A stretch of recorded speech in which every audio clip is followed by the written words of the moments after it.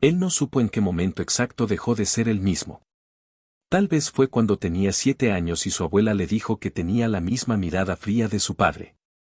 O tal vez fue a los 12, cuando intentó abrazar a su madre y ella se quedó rígida, como si estuviera abrazando a un fantasma que la aterraba. Lo que sí sabía era esto: en ese instante, sentado frente al escritorio de su abuela en una tarde dorada de noviembre en Oaxaca, con el cursor parpadeando sobre una carpeta que nunca debió abrir. Toda su identidad se reveló como la construcción más cruel que jamás había imaginado. Tenía 19 años. Su padre había muerto hacía 14. Y entre ambos, un abismo de mentiras tan perfectamente tejidas que nadie, ni siquiera su propia madre, había encontrado el valor para deshacerlas. La pantalla seguía encendida. La carpeta seguía abierta. Y las palabras seguían ahí, brutales como cuchillos: para proteger a mi hija, modifico esta versión oficial de los hechos. Él leyó esa línea una vez. 2 veces. 3. Como si repetirla fuera a cambiar su significado. Pero no cambió. El padre del niño no era violento. No era cruel. No era peligroso. Su corazón dejó de latir por un segundo. Porque esas 3 negaciones destruían 19 años de realidad. 19 años de escuchar que su padre era un monstruo. 19 años de cargar con la maldición de parecerse a él. 19 años de vivir como si la oscuridad en su sangre fuera inevitable, heredada, inescapable. Porque su abuela siempre decía que él era como su padre. Y lo decía como una maldición envuelta en papel de regalo. Lo decía con esa voz suave que usaba cuando preparaba café de olla los domingos. Lo decía mientras le servía pan dulce en la mesa de madera desgastada. Lo decía con una sonrisa triste que parecía preocupación pero sabía a veneno. Tiene su mirada fría, murmuraba cuando él la observaba en silencio. Tiene su forma de hablar, decía cuando él expresaba una opinión. Tiene su misma oscuridad, sentenciaba cuando él se enojaba o se frustraba o simplemente existía de formas que ella no aprobaba. Él no entendía. Su padre había muerto cuando él tenía 5 años. Un accidente de tránsito en la carretera a Puebla. Rápido. Sin dolor, le dijeron. Pero él no recordaba nada. No recordaba su voz. No recordaba su rostro más allá de las pocas fotografías que su abuela guardaba en un álbum polvoriento. No recordaba si alguna vez lo había abrazado, si le había leído cuentos, si lo había amado. Todo lo que recordaba eran las historias que su abuela contaba. Historias donde su padre era egoísta. Violento. Cruel. Inestable. Peligroso. Un hombre que gritaba sin razón. Que rompía cosas cuando se enojaba. Que hacía llorar a su madre con palabras filosas. Un hombre del que debían estar agradecidos de haberse liberado. Y su madre, su pobre madre, siempre se quedaba en silencio. Siempre. Cuando la abuela contaba esas historias durante las comidas familiares, su madre bajaba la mirada al plato de mole. Cuando la abuela le recordaba a él que no debía seguir los pasos de su padre, su madre se mordía el labio hasta que se ponía blanco. Cuando él preguntaba directamente, ella desviaba la conversación con una tristeza en los ojos que él nunca supo interpretar. Pensó que era dolor. Pensó que era trauma. Pensó que su madre había sido tan lastimada por su padre que hablar de él era revivir el infierno. Pero ahora, mirando la pantalla con esas palabras imposibles, entendió. No era dolor por lo que su padre le hizo. Era dolor por lo que no pudo defenderlo. Pero en aquella tarde de noviembre, cuando el sol pintaba las paredes de adobe color naranja quemado y el olor a copal venía de alguna casa vecina celebrando a sus muertos, él descubrió algo que destruyó absolutamente todo. Descubrió el archivo. El archivo que probaba que su abuela había inventado cada palabra. Cada historia. Cada acusación. Cada fibra de la identidad monstruosa que él había cargado como una cruz durante toda su vida. Y lo más aterrador no era la mentira en sí. Era que ella lo había hecho convencida de que estaba salvando a su familia. De que reescribir la historia era un acto de amor. Había llegado a ese momento por pura casualidad. O tal vez por destino. Su abuela había salido a comprar pan dulce a la panadería de Don Chuy en la esquina. Su madre estaba en el patio trasero regando las bugambilias que colgaban del muro de piedra. Y él, que solo había entrado al cuarto de su abuela para buscar un álbum de fotos que necesitaba para un proyecto de la universidad, había visto el laptop abierto sobre el escritorio de caoba. La pantalla encendida. Una carpeta destacada en el escritorio digital con un nombre que hizo que su pulso se acelerara: historial, revisión. Su primer instinto fue cerrar la laptop y salir. Respetar la privacidad de su abuela. Pero algo lo detuvo. Algo en ese nombre. Algo en la forma en que las letras parecían gritar una verdad oculta. Historial. Revisión. Como si la historia misma hubiera sido editada. Modificada. Corregida. Se sentó en la silla con el corazón martillando contra sus costillas. Movió el mouse. Clicó. La carpeta se abrió. Y dentro había subcarpetas con nombres que lo helaron hasta los huesos. Antes de él. Versión nueva. Documentos, ajustes. Audio. Padre, notas. Cada nombre era una pista. Cada carpeta, una evidencia de algo imposible. Abrió la carpeta versión nueva con manos que empezaban a temblar. Dentro había un documento de Word. El nombre del archivo era historia-familiar-oficial. DocX. Oficial. Esa palabra lo golpeó. Como si hubiera versiones no oficiales. Como si la verdad tuviera borradores. Clicó 2 veces. El documento se abrió. Y la primera frase destruyó su mundo de la forma más silenciosa y brutal posible. Para proteger a mi hija, modifico esta versión oficial de los hechos. Él sintió que el piso desaparecía debajo de la silla. Que las paredes se estrechaban. Que el aire se volvía denso como agua. Continuó leyendo con una mezcla de horror y fascinación. Cada palabra era un clavo en el ataúd de la realidad que había conocido. El padre del niño no era violento. No era cruel. No era peligroso. Su garganta se cerró. Entonces, ¿por qué? ¿Por qué ella había dicho eso durante 14 años? ¿Por qué le había hecho creer que llevaba sangre maldita? ¿Por qué lo había mirado con desconfianza cada vez que mostraba emociones fuertes, como si estuviera esperando que se convirtiera en el monstruo que ella había descrito? La respuesta vino en el siguiente párrafo, y fue peor que cualquier otra verdad que hubiera imaginado. Pero mi hija lo amaba demasiado. Yo iba a perderla. Su corazón dio un salto extraño. Como cuando entiendes algo tan horrible que tu mente se resiste a procesarlo. Siguió leyendo. Así que exageré. Cambié historias. Inventé algunas cosas. Sus manos comenzaron a temblar tan fuerte que casi no podía sostener el mouse. Cada palabra era una confesión. Cada frase, una admisión de culpa. Cuando él murió, decidí que era mejor mantener el relato. Así mi hija nunca lo idealizaría. Y el niño crecería sabiendo que no debe seguir los pasos de un hombre perfecto. Perfecto. Esa palabra lo rompió. Su padre no era un monstruo. Era perfecto. O al menos, lo suficientemente bueno como para que su abuela lo considerara una amenaza. Lo suficientemente amado como para que su ausencia pudiera arruinar el control que ella tenía sobre su hija. Lo suficientemente valioso como para que su memoria tuviera que ser destruida para que la abuela no perdiera su posición como el centro del universo familiar. Él se quedó mirando la pantalla, incapaz de parpadear, incapaz de respirar, incapaz de hacer otra cosa que no fuera leer una y otra vez esas palabras que reescribían toda su existencia.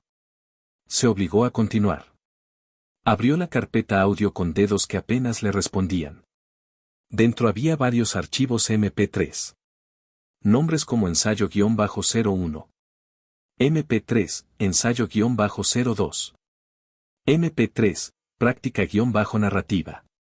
MP3. Ensayo. Práctica. Como si hubiera estado preparando un papel en una obra de teatro. Y en cierto modo, eso era exactamente lo que había hecho. Clicó en el primero. El reproductor se abrió. Presionó play. Y lo que escuchó le arrancó cualquier resto de inocencia que le quedaba. Era la voz de su abuela. Pero sonaba diferente. Menos segura. Más titubeante. Como alguien practicando frente a un espejo. Tu padre era frío, decía en el audio. Una pausa. No, más natural. Tu padre era frío. Otra pausa. Tu padre te habría abandonado. No, no suena creíble. Tu padre te habría abandonado eventualmente. Mejor. Otro ensayo. Tu padre no te quería. La voz se quebraba un poco. Perfecto, ese quiebre vende el dolor. Él sintió que el estómago se le retorcía. Ella había ensayado. Había practicado cómo destruir la imagen de su padre. Había perfeccionado el arte de la mentira hasta que sonaba como verdad. Hasta que el quiebre en su voz, que él siempre había interpretado como dolor genuino, era solo una técnica actoral refinada. Cerró ese archivo y abrió otro. Este era más largo. Y lo que escuchó fue aún peor. Era una conversación. Entre su abuela y su madre. Debía tener años de antigüedad, porque la voz de su madre sonaba más joven, más rota. No le digas la verdad, decía la abuela con firmeza. Él era joven, sí, pero no perfecto. La voz de su madre, apenas un susurro, pero mamá, él nunca me lastimó. La abuela, cortante, si el niño piensa que su padre era bueno, te va a culpar por haberlo reemplazado. Si algún día te vuelves a casar, si algún día rehaces tu vida, él va a sentir que traicionaste la memoria de un santo. Es mejor que piense que su padre era un error. Así te deja seguir adelante. En el fondo del audio, su madre lloraba. Un llanto contenido, sofocado, derrotado. Y su abuela, con esa voz suave pero inflexible que él conocía tan bien, decía, déjamelo a mí. Yo controlo la narrativa. Yo me encargo de que él entienda la versión correcta. La versión que nos protege. Él pausó el audio. No podía seguir escuchando. Porque ahora entendía. Su madre nunca había querido mentir. Su madre había sido víctima también. Atrapada entre el amor por su hijo y el control de su propia madre. Obligada a quedarse en silencio mientras la abuela reescribía la historia. Cómplice forzada de un crimen contra la memoria. Sus dedos siguieron explorando las carpetas con una urgencia desesperada.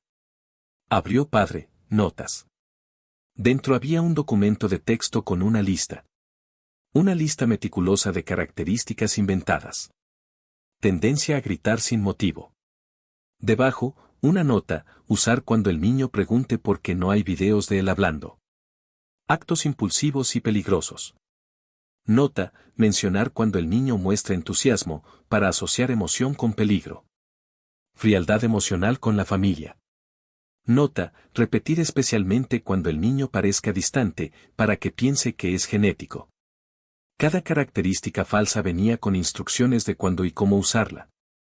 Un manual de manipulación psicológica diseñado a lo largo de años. Al final del documento, una nota que lo destrozó, si el niño duda de la narrativa, llorar. Las lágrimas venden verdad mejor que las palabras. Si pregunta por pruebas, desviar hacia el dolor que me causó a mí como madre ver sufrir a mi hija. Si persiste, recordarle que él era muy pequeño y no puede confiar en sus propios recuerdos. La gaslighting como ciencia. La manipulación emocional como arte. Y él, el niño, ahora joven de 19 años, había sido el lienzo sobre el cual ella había pintado su mentira maestra durante casi 15 años. Fue entonces cuando escuchó la puerta principal abrirse. Los pasos conocidos de su abuela en el pasillo. El sonido de la bolsa de papel con el pan dulce siendo dejada en la mesa de la cocina. Y luego, los pasos acercándose al cuarto. Él se quedó paralizado. Por un segundo pensó en cerrar todo. En fingir que no había visto nada. En seguir viviendo en la mentira porque al menos la mentira era familiar. Pero algo dentro de él, algo que había estado dormido bajo capas de dudas sobre sí mismo y vergüenza heredada, despertó con furia. Se quedó sentado. Esperó. Y cuando ella apareció en el marco de la puerta con esa sonrisa abuelita que él conocía tan bien, él sintió náuseas. ¿Qué haces con eso, mijo? Su voz era dulce.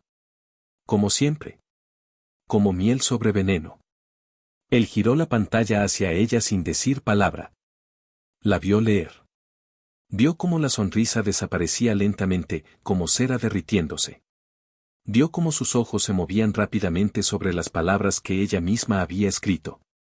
Vio cómo su rostro pasaba de confusión a comprensión a algo que podría ser pánico o podría ser cálculo. El silencio entre ellos era tan denso que podía sentir el peso en sus hombros. Finalmente, él habló con una voz que no reconoció como propia: tú inventaste todo. Ella no negó. Eso fue lo más aterrador. No hubo indignación falsa. No hubo lágrimas de víctima. Solo una calma inquietante mientras decía: no estabas listo para la verdad. Él se puso de pie tan rápido que la silla cayó hacia atrás con un estruendo. Tú arruinaste mi vida. Su voz se quebró. Me hiciste creer que era como un monstruo. Que llevaba algo oscuro en la sangre. Me hiciste odiar partes de mí mismo porque pensé que venían de él. Ella dio un paso hacia él con las manos extendidas en un gesto de calma que solo lo enfureció más. Yo te protegí, mijo. Te protegí de idealizarlo. Te protegí de vivir con una fantasía. Él era bueno. Las palabras salieron como un grito que había estado contenido durante 19 años. Era bueno y tú lo convertiste en un villano. Tú mentiste. Durante años. Cada día. Cada comida. Cada vez que me dijiste que tenía su mirada, su forma de hablar, su oscuridad. Todo era mentira. Ella levantó la barbilla. Esa postura que él conocía. La postura que decía que ella sabía mejor. Que ella era la matriarca. Que ella tenía razón incluso cuando estaba equivocada. Una madre sabe, dijo con esa voz que no admitía réplica. Una abuela más. Tu padre habría alejado a tu madre de mí. La habría llevado a vivir lejos. La habría llenado de ideas. Yo no iba a permitirlo. Entonces todo era por ti. Las palabras salieron frías. Calculadas. No era por protegerme. No era por proteger a mamá. Era por no perder el control. Por no perder tu posición. Por no quedarte sola. Ella apretó los labios hasta formar una línea delgada. Su padre habría destruido esta familia. Yo la mantuve unida. Él sintió lágrimas de rabia quemándole los ojos. Tú destruiste todo. Destruiste su memoria. Destruiste mi relación con él. Destruiste mi identidad. Me hiciste creer que era defectuoso. Que tenía que luchar contra mi propia naturaleza. Y todo era mentira. Todo. Ella dio otro paso. Eres muy joven para entender.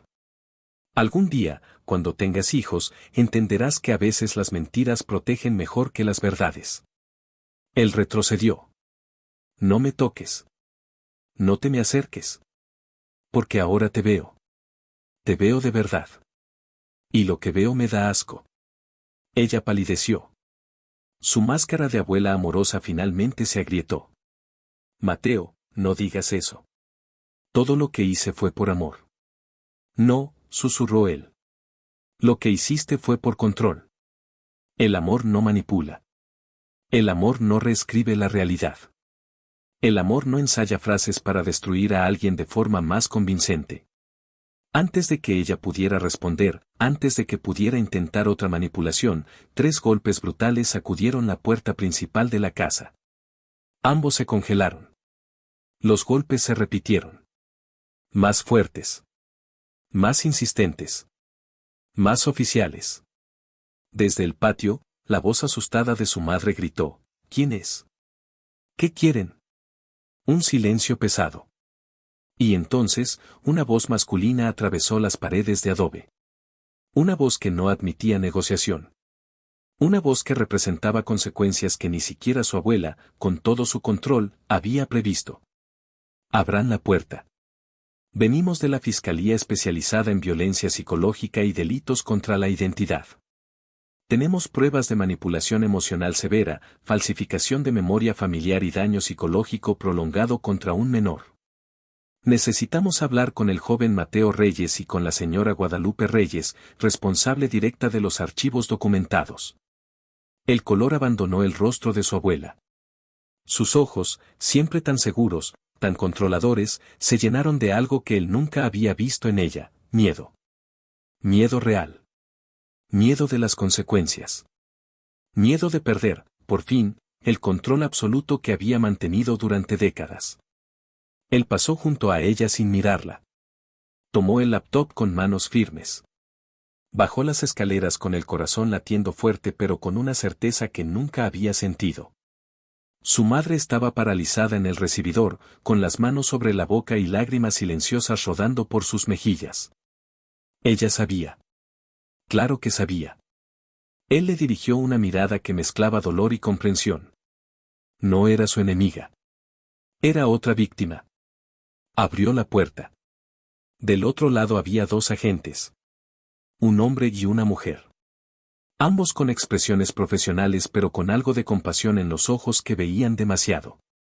La agente habló primero con voz firme pero gentil: «Joven Reyes, recibimos una denuncia anónima hace 2 semanas. Alguien envió copias de estos archivos a varias instituciones. Hemos estado investigando. Y lo que encontramos es suficiente para iniciar un proceso por daño psicológico sistemático». Él asintió, incapaz de hablar. «Nadie tiene derecho a reescribir tu historia», continuó el agente masculino. «Nadie tiene derecho a construir tu identidad sobre mentiras.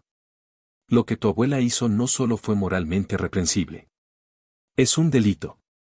Es violencia psicológica. Es abuso emocional premeditado. Y hoy empieza el proceso de reparación».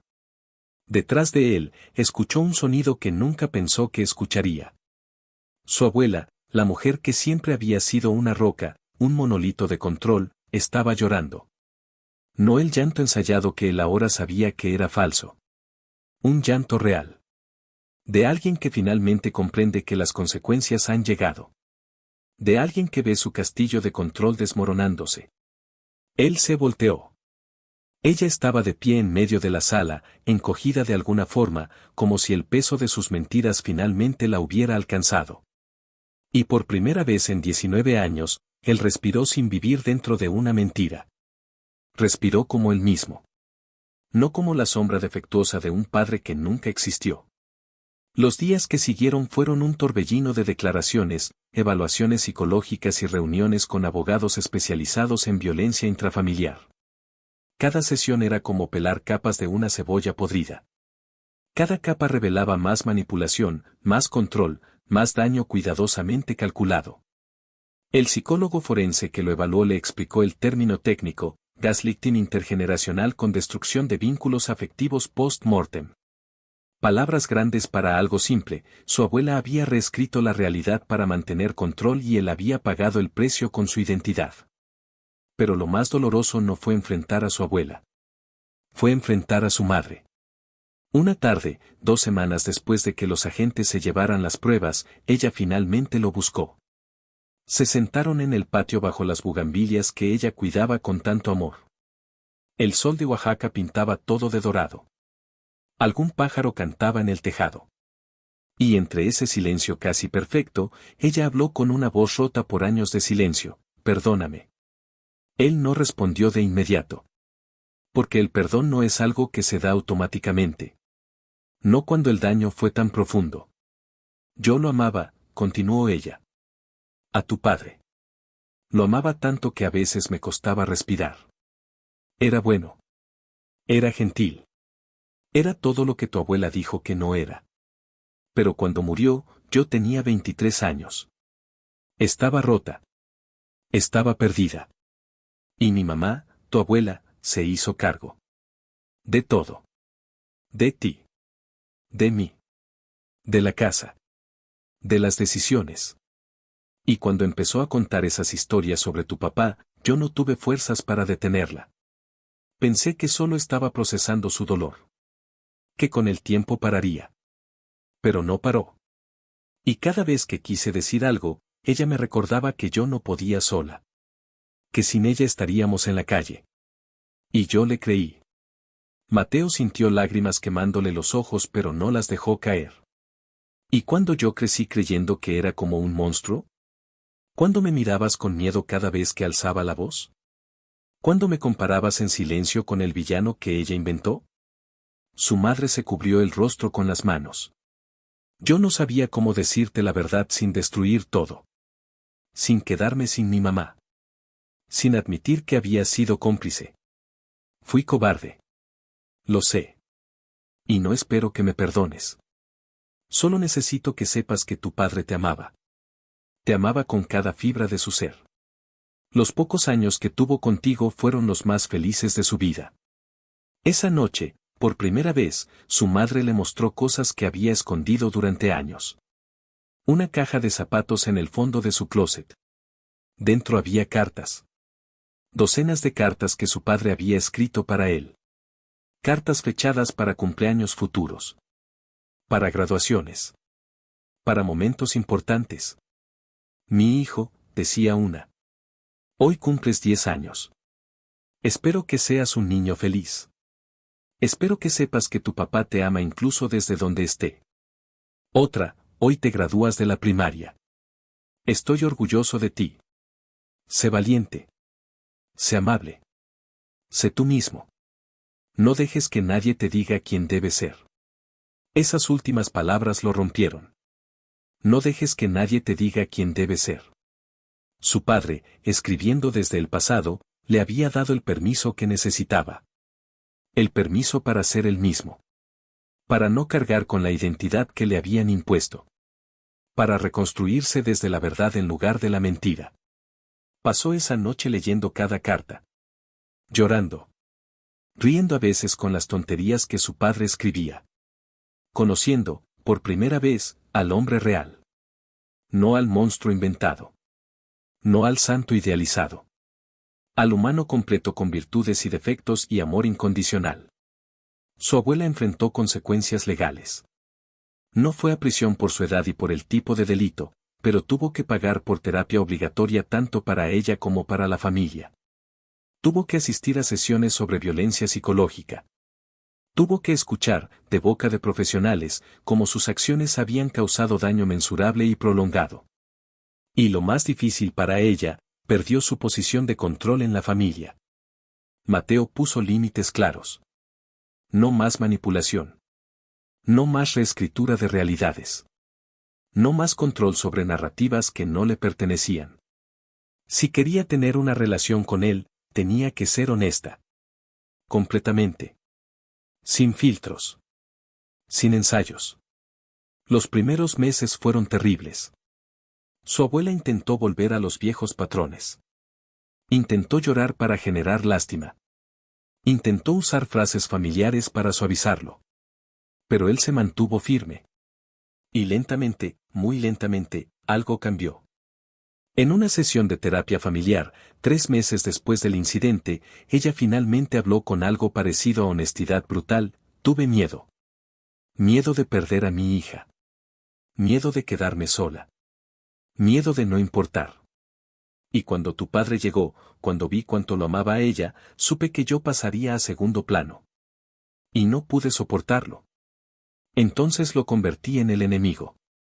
Y cuando murió, fue más fácil mantener esa narrativa que admitir que había estado celosa de un buen hombre.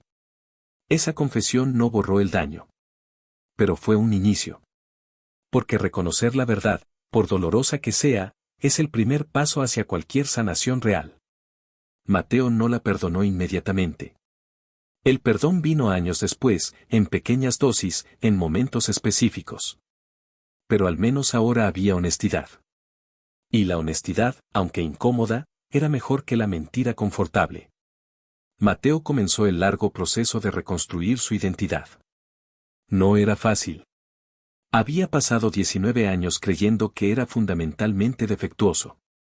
Que había algo oscuro en el que debía reprimir constantemente. Que sus emociones eran peligrosas. Que su personalidad era una herencia maldita. Ir a terapia fue revelador y doloroso al mismo tiempo.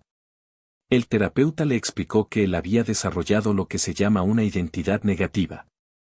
Había construido su sentido del yo alrededor de no ser como su padre. Pero como la imagen de su padre era falsa, su propia identidad era una reacción a una mentira. Ahora tenía que descubrir quién era realmente sin esas referencias distorsionadas. Era como aprender a caminar otra vez. Como si los primeros 19 años de su vida hubieran sido con los zapatos del revés y ahora tuviera que encontrar su propio andar. Comenzó a investigar a su padre. No a través de su abuela. A través de otras personas. Buscó amigos de su padre. Compañeros de trabajo. Vecinos que lo habían conocido. Y las historias que escuchó pintaban un cuadro completamente diferente. Era un buen hombre, le dijo don Arturo, que había trabajado con su padre en un taller mecánico. Trabajador. Honesto. Se reía mucho. Amaba a tu mamá como loco. Siempre hablaba de ti. Traía fotos tuyas a todos lados. Una vecina anciana le contó, tu papá me ayudaba con las bolsas del mercado. Siempre tenía tiempo para escuchar. No era perfecto, A veces era terco. A veces se frustraba. Pero era bueno. De los buenos de verdad. Cada historia era una pieza del rompecabezas. Y lentamente, el rostro de su padre se hacía más claro. No era el monstruo que su abuela había pintado. Pero tampoco era un santo perfecto. Era humano. Completo. Con virtudes y defectos. Con días buenos y días malos. Con amor profundo y frustraciones normales. Y eso, esa humanidad completa, era lo más sanador. Porque significaba que Mateo también podía ser humano. Completo. Sin tener que reprimir partes de sí mismo por miedo a convertirse en algo oscuro que nunca existió. Con el tiempo, Mateo notó cambios en sí mismo. Comenzó a expresar emociones sin miedo. Comenzó a hablar con firmeza sin sentir que estaba siendo cruel. Comenzó a decir no sin culpa. Comenzó a existir sin disculparse constantemente por ocupar espacio. Porque ya no cargaba el peso de una maldición inventada. Ya no era la sombra de un fantasma falso. Era simplemente él. Mateo. No perfecto. Pero real. Y eso era suficiente. Su relación con su madre también se transformó. Fue doloroso. Hubo conversaciones difíciles. Hubo momentos de rabia donde él le gritó todo lo que había guardado. Pero también hubo momentos de comprensión. Ella también había sido víctima del control de su madre. También había perdido años viviendo en una mentira. También necesitaba sanar. Fueron a terapia juntos. Aprendieron a comunicarse honestamente. Y aunque la relación nunca fue perfecta, se volvió real. Se volvió basada en verdad en lugar de en secretos cómplices. 4 años después del incidente, Mateo estaba terminando su carrera en psicología. Había elegido esa carrera específicamente porque quería entender cómo las narrativas falsas pueden destruir a las personas. Quería ayudar a otros que habían vivido en mentiras familiares. Para su tesis, escribió sobre gaslighting intergeneracional y la construcción de identidades basadas en narrativas controladas. Fue publicada en una revista especializada. Ganó reconocimiento en círculos académicos. Pero lo más importante fue que transformó su dolor en propósito. Convirtió su herida en sabiduría. Un día, después de dar una charla en la universidad sobre manipulación familiar, una chica joven se le acercó. Tenía lágrimas en los ojos. Mi abuela siempre me dice que soy como mi mamá. Y lo dice como si fuera algo terrible. Como si mi mamá fuera una perdedora. Y empiezo a creerle. Empiezo a pensar que yo también voy a fracasar. Mateo tomó sus manos. Escucha, le dijo con firmeza. Las personas que controlan narrativas lo hacen porque tienen miedo. Miedo de perder poder. Miedo de no importar. Pero tú no tienes que vivir en su historia. Puedes escribir la tuya. Y puedes basarla en la verdad, no en el miedo de otra persona. Esa conversación se quedó con él. Se dio cuenta de que su historia no era solo suya. Era de todas las personas que habían crecido con narrativas distorsionadas. De todos los que habían sido moldeados por las inseguridades de otros. de todos los que habían vivido como sombras de fantasmas inventados. Y decidió hacer algo más grande. Comenzó a dar talleres sobre identidad y narrativas familiares. Hablaba en escuelas, en centros comunitarios, en cualquier lugar donde lo invitaran. Compartía su historia.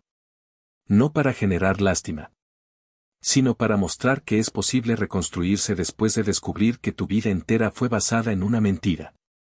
Su abuela, mientras tanto, seguía en su proceso. Era lento, doloroso. Había días en que parecía que entendía. Días en que se disculpaba genuinamente. Pero también había días donde recaía en viejos patrones. Donde intentaba justificar lo que había hecho. Donde se hacía la víctima. Mateo aprendió a mantener límites firmes. A no permitir que su necesidad de una abuela amorosa lo hiciera ceder ante la manipulación. Y lentamente, con mucho trabajo de ambos lados, encontraron una forma de coexistir. No era la relación cálida de antes. Pero era honesta. Y eso valía más. En el 5º aniversario del descubrimiento, Mateo organizó algo especial. Viajó al pueblo donde su padre había crecido. Un pueblito en Michoacán con calles de piedra y casas de adobe. Buscó la casa donde su padre había vivido. Habló con los viejos del pueblo que lo recordaban. Visitó su tumba por primera vez en años, pero esta vez sin el peso de la mentira. Se sentó junto a la lápida de granit con su nombre grabado. Daniel Reyes. Esposo amado. Padre orgulloso. Y habló. No rezó. Solo habló. Como si su padre pudiera escucharlo. Te conocí tarde, papá. 23 años tarde. Pero finalmente te conocí. Y quiero que sepas que valió la pena. Valió la pena el dolor de descubrir la mentira. Valió la pena romper con lo que siempre creí. Porque ahora te tengo. No como el monstruo que me vendieron. Sino como el hombre que realmente fuiste. Y me gusta lo que descubrí. Me gusta saber que era amable. Que eras trabajador. Que amabas a mamá. Que me amabas a mí. Me gusta saber que las partes de mí que me daban miedo, las partes que pensé que eran oscuras, en realidad son tuyas. Y tú eras bueno. Así que yo también puedo serlo. Se quedó ahí hasta que el sol comenzó a ponerse detrás de las montañas. El aire olía a tierra y a pino. Algún perro ladraba a lo lejos. Una campana de iglesia marcó las 6 de la tarde. Y en ese silencio perfecto del pueblo, Mateo sintió algo que nunca había sentido. Paz. No la paz que viene de ignorar el dolor. La paz que viene de enfrentarlo. De nombrarlo. De transformarlo. La paz que viene de saber quién eres más allá de lo que otros dijeron que eras.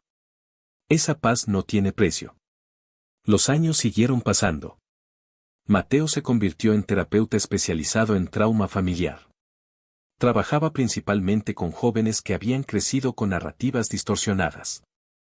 Con personas que descubrieron secretos familiares que reescribieron sus identidades.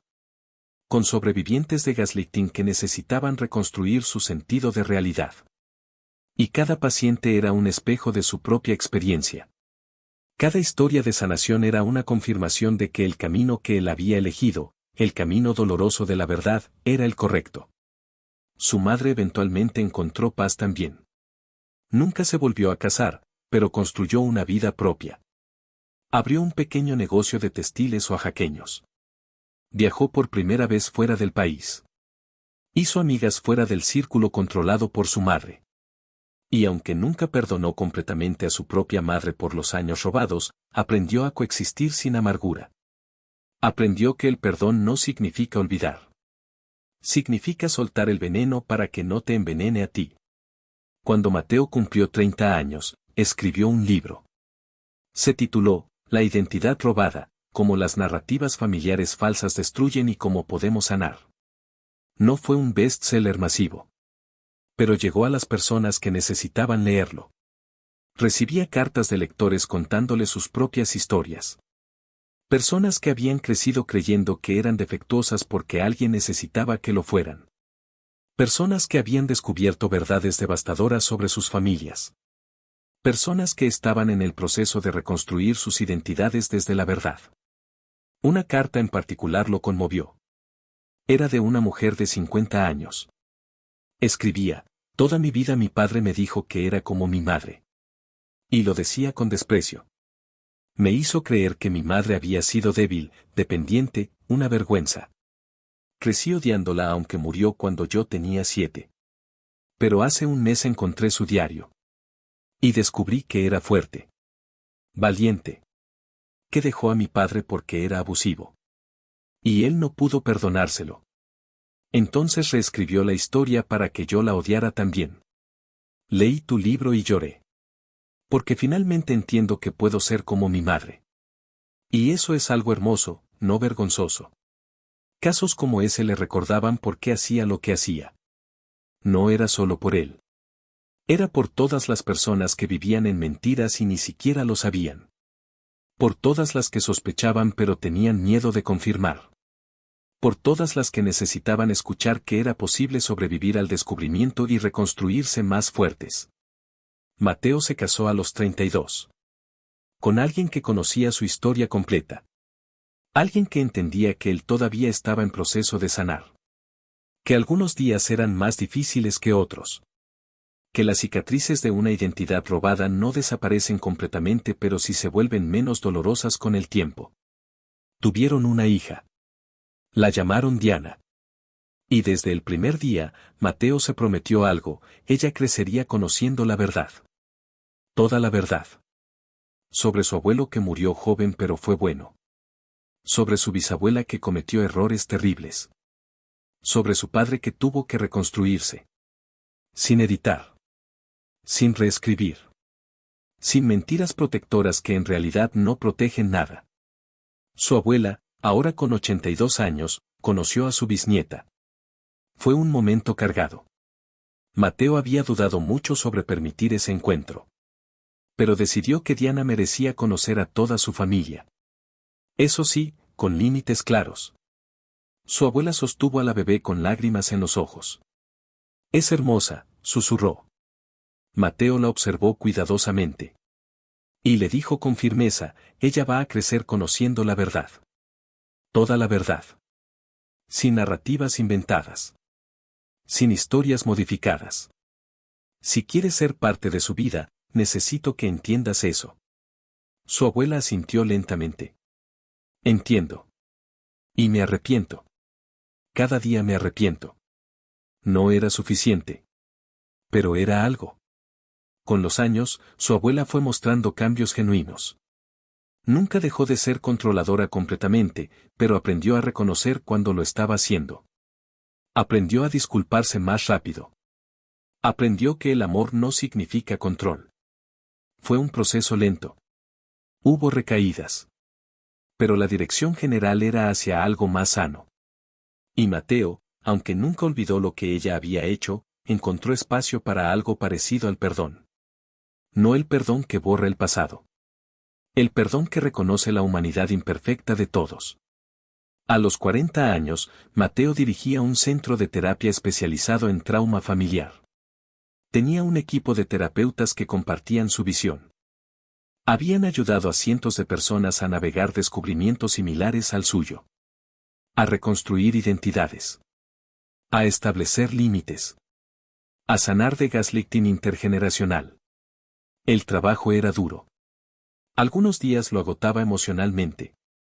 Pero también era profundamente significativo. Porque cada persona que salía de su consultorio un poco más completa, un poco más consciente de quién era realmente, era una pequeña victoria contra las mentiras que destruyen familias. Un día, revisando viejos archivos en su computadora, encontró aquellas carpetas originales. Las que había copiado del laptop de su abuela hacía 21 años. Las abrió. Leyó nuevamente aquel documento: para proteger a mi hija, modifico esta versión oficial de los hechos. Las palabras ya no lo destrozaban como antes. Ahora las veía con una mezcla de tristeza y comprensión. Su abuela había actuado desde el miedo. Desde la inseguridad. Desde un lugar profundamente roto.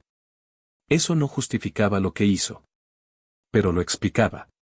Y entender no es lo mismo que excusar, pero ayuda a cargar el dolor de forma más ligera. Guardó los archivos en una carpeta nueva. La tituló, Mi historia real. Porque eso era lo que había hecho durante estas 2 décadas. Había tomado los fragmentos de verdad y mentira y había construido su propia narrativa. Una narrativa basada en hechos verificables. En testimonios múltiples. En cartas auténticas. En la realidad compleja de un padre que no fue perfecto pero fue bueno. De una abuela que no fue malvada pero causó daño terrible. De una madre que no fue cómplice voluntaria pero sí cómplice. De él mismo que no fue víctima pasiva sino sobreviviente activo. Esa noche, sentado en el balcón de su casa con una taza de café de olla que él mismo había preparado, mirando las luces de la ciudad parpadear como estrellas caídas, Mateo pensó en todo el camino recorrido. Desde aquel niño de 5 años que perdió a su padre hasta aquel joven de 19 que perdió su identidad fabricada hasta este hombre de 40 que finalmente se encontró a sí mismo. El viaje había sido doloroso. Había habido momentos en que pensó que no sobreviviría el peso de la verdad. Pero sobrevivió. Y no solo sobrevivió. Prosperó. Pensó en su padre. En el hombre que nunca conoció realmente pero que ahora sentía más cerca que nunca. Daniel Reyes. Mecánico. Esposo. Padre. Humano. Imperfecto pero amado. Muerto demasiado joven pero recordado, finalmente, con honestidad. Y susurró al aire de la noche, gracias, papá. Por las cartas. Por el amor que dejaste en ellas. Por darme permiso, desde el pasado, para ser yo mismo. Creo que lo estoy logrando. No perfectamente. Pero lo estoy intentando. Y creo que estarías orgulloso. Pensó en su abuela. Ya con 82 años, más frágil, más suave en algunos aspectos pero aún con destellos de su necesidad de control.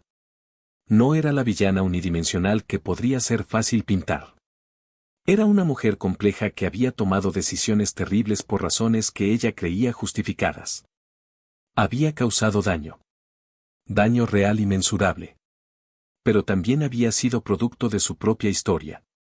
De su propia inseguridad. Y aunque Mateo nunca olvidaría lo que le hizo, había aprendido a verla con ojos más completos. No con justificación. Con comprensión. Pensó en su madre. Dormida ahora en su propia casa, a unas cuadras de distancia. Reconstruida después de años de terapia. Más libre ahora que en toda su vida. Con su negocio floreciendo. Con amistades genuinas. Con una relación con su hijo basada en honestidad. También había sido víctima. También había perdido años. Pero también había encontrado su camino hacia la luz.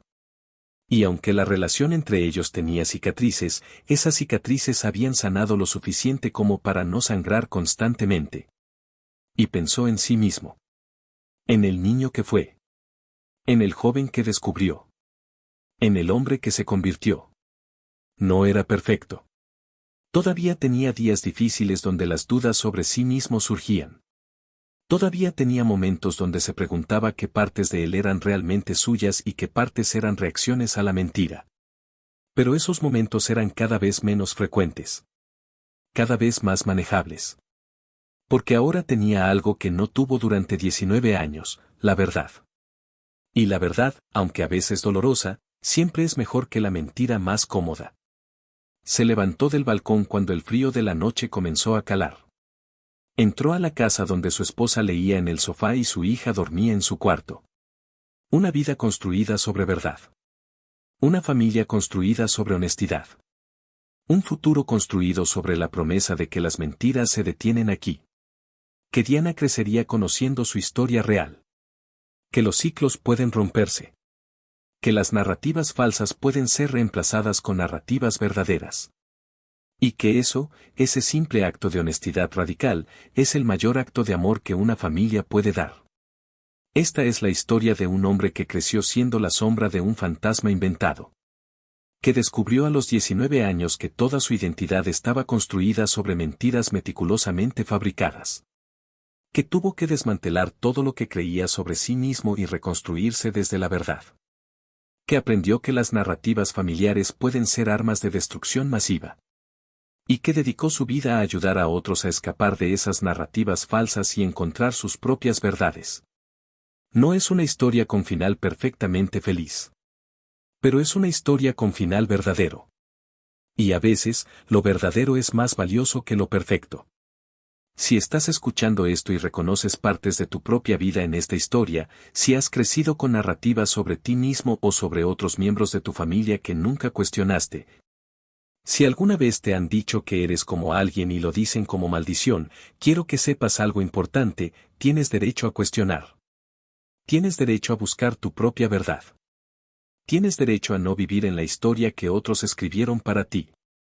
Y si descubres que has estado viviendo en una mentira, por doloroso que sea, la verdad siempre será mejor. Porque solo desde la verdad puedes construir una identidad auténtica. Solo desde la verdad puedes sanar realmente. Solo desde la verdad puedes ser libre. No va a ser fácil. Cuestionar las narrativas familiares es uno de los actos más valientes que puedes hacer. Porque significa enfrentar la posibilidad de que las personas que amas te han mentido. Significa desafiar estructuras de poder que han existido durante generaciones. Significa pararte solo contra versiones de la realidad que todos han aceptado. Pero vale la pena. Te lo prometo. Vale cada lágrima. Cada momento de duda. Cada conversación difícil. Porque del otro lado está la libertad. La libertad de ser quien realmente eres. No quien alguien necesitó que fueras. Y si eres tú quien ha estado controlando narrativas, si eres tú quien ha reescrito historias para mantener control o proteger o por la razón que sea, también hay esperanza para ti. No es demasiado tarde para decir la verdad. No es demasiado tarde para soltar el control. No es demasiado tarde para permitir que las personas escriban sus propias historias. Será doloroso. Perderás poder. Tendrás que enfrentar el daño que causaste. Pero también encontrarás algo más valioso: relaciones reales basadas en verdad en lugar de en manipulación. Y eso, en última instancia, es lo único que realmente importa. La historia de Mateo Reyes nos enseña que las identidades robadas pueden ser recuperadas. Que las mentiras, no importa cuán elaboradas, eventualmente salen a la luz. Que la verdad, aunque demore décadas, siempre tiene una forma de revelarse. Y que cuando se revela, tenemos una elección: quedarnos en la negación o abrazar la oportunidad de reconstruirnos desde la honestidad. Mateo eligió la reconstrucción. Y aunque el camino fue largo y doloroso, lo llevó a un lugar de paz que nunca habría alcanzado viviendo en la mentira. Así que te invito, si esta historia resonó contigo, a que te suscribas a este canal, Historias para Distraerte, donde cada día compartimos historias reales de personas que enfrentaron verdades devastadoras y encontraron formas de sanar. Porque todos necesitamos estas historias. Necesitamos saber que no estamos solos. Que otros han caminado estos caminos difíciles. Que es posible sobrevivir al descubrimiento de que tu vida entera fue una mentira. Que es posible reconstruirse. Que es posible sanar. Nos vemos en la próxima historia. Y recuerda, tu identidad es tuya. Nadie tiene derecho a reescribirla. Nadie tiene derecho a definirte basado en sus miedos o inseguridades. Eres quien elige ser. Y esa elección, esa preciosa y aterradora elección, es tu derecho inalienable. Defiéndela. Protégela. Y vive desde tu verdad, no desde la mentira de otro.